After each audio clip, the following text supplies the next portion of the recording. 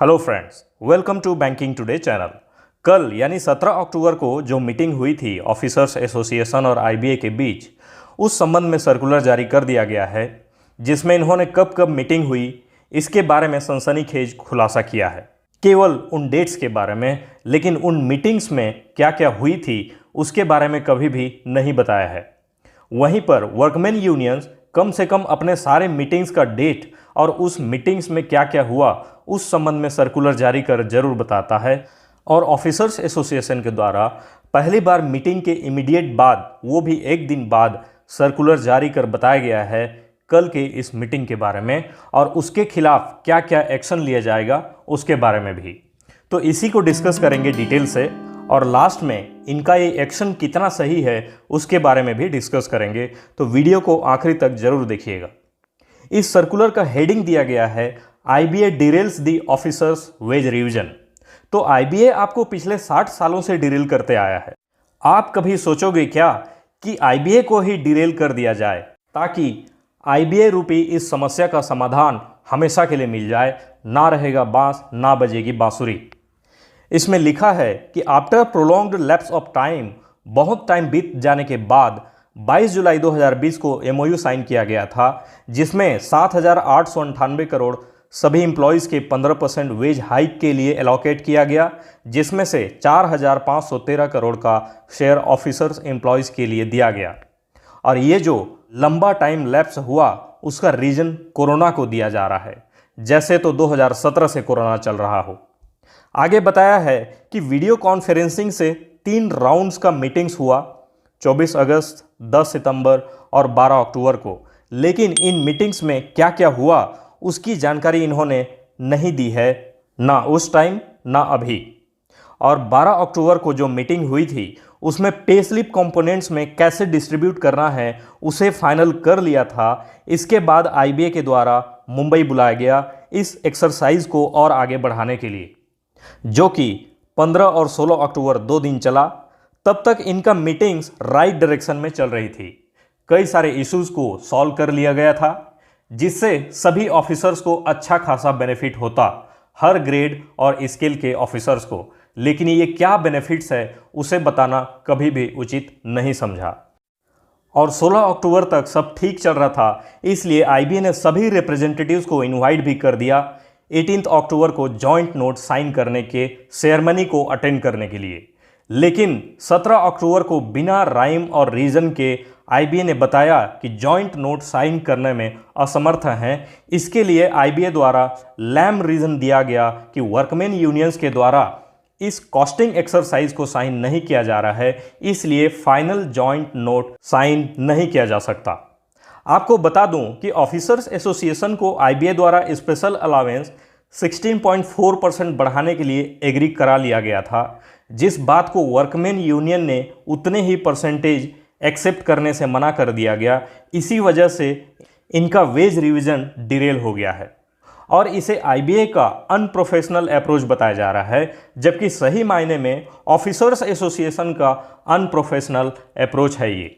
क्योंकि officers association को workman unions के साथ तालमेल करके किसी बात पर अडिग रहना चाहिए था। आप आईबीए को क्यों भरोसे में लेकर गुपचुप तरीके से साइन करने को रेडी हो गए केवल 16.4% पर, जहां आपको इसे बेसिक में मर्ज कराने पर अडिग होना चाहिए था, वहां आप इसे बढ़ाने के लिए नेगोशिएशन कर रहे हैं। और आईबीए द्वारा ऐसे करने पर अपना स्ट्रॉन्ग डिस्प्लेजर दिखाते हुए वापस आ गए और मैसेज डाला कि wage talks with IBA derailed, prepare for organisational actions. और इनके इस मैसेज से ऐसा लग रहा था कि बहुत बड़ा स्टेप्स लेने वाले हैं, जैसे पूरा आईबीए गवर्नमेंट और बैंक मैनेजमेंट को ही हिला देंगे। लेकिन इनका आज का ये सर्कुलर बताता है कि केवल ये फुसकी बम है, इनसे कुछ ना हो पाएगा। क्योंकि इनका ये जो बड़ा स्टेप्स है उसमें इन्होंने बताया है कि एक्स्ट्रा कोऑपरेशन को विड्रॉ करने के लिए। तो यदि आप जॉइंट नोट साइन कर भी लेते तब भी ये एक्स्ट्रा कोऑपरेशन नहीं होना चाहिए। इस प्रकार से आप वर्क लाइफ बैलेंस करवाएंगे क्या? और सेकंड है, ऑफिसर्स को 6 बजे तक अपना काम रिस्ट्रिक्ट करना है, उसके बाद नहीं। इसे आप 6 बजे क्यों बोल रहे हैं, 5 बजे क्यों नहीं? और वैसे भी आप रेगुलेटेड वर्किंग आवर्स का डिमांड करने गए थे, आपके चार्टर ऑफ डिमांड्स में ये चीज़ मेंशन है और इसे एजिटेशन का पार्ट किस लिए बनाया जा रहा है। थर्ड है, ऑफिसर्स को 6 बजे के बाद SMS व्हाट्सएप मैसेजेस को रिस्पॉन्ड नहीं करना है। अब इनको कोई बताए कि व्हाट्सएप वैसे भी कोई ऑफिशियल कम्युनिकेशन का साधन नहीं है, ड्यूरिंग ऑफिस आवर्स में भी केवल बैंक के ऑफिशियल ईमेल्स पर मिले जानकारी ही सही साधन है। और फोर्थ है, ऑफिसर्स को डायरेक्ट किया गया है कि संडेज और छुट्टियों वाले दिन कोई भी बैंक का काम ना करें, चाहे वह वेबिनार अटेंड करना हो, रिव्यू मीटिंग हो, कोई ट्रेनिंग प्रोग्राम हो, मार्केटिंग ड्राइव हो या फिर क्रॉस सेलिंग हो। ये किन बातों को इन्होंने एजिटेशन का पार्ट बनाया है। क्रॉस सेलिंग वैसे भी आपको पूरा हटवाना है, इससे बैंक के कोर वर्क बहुत हैम्पर होता है। ये जो 4 पॉइंट्स आपने बताया है, क्या इसका मतलब ये है कि यदि आप जॉइंट नोट साइन कर लेते तो हंसी खुशी सारे ऑफिसर्स को इन बातों को एडहेयर करना चाहिए? यदि फाइनल स्टेज पर पहुंच जाते तो क्या यह सब करने के लिए बोलते और इसके खिलाफ कोई आवाज़ नहीं उठाते? ऐसे लग रहा है कि इनको कुछ पता ही नहीं है बैंक एम्प्लॉयज़ के हालत के बारे में।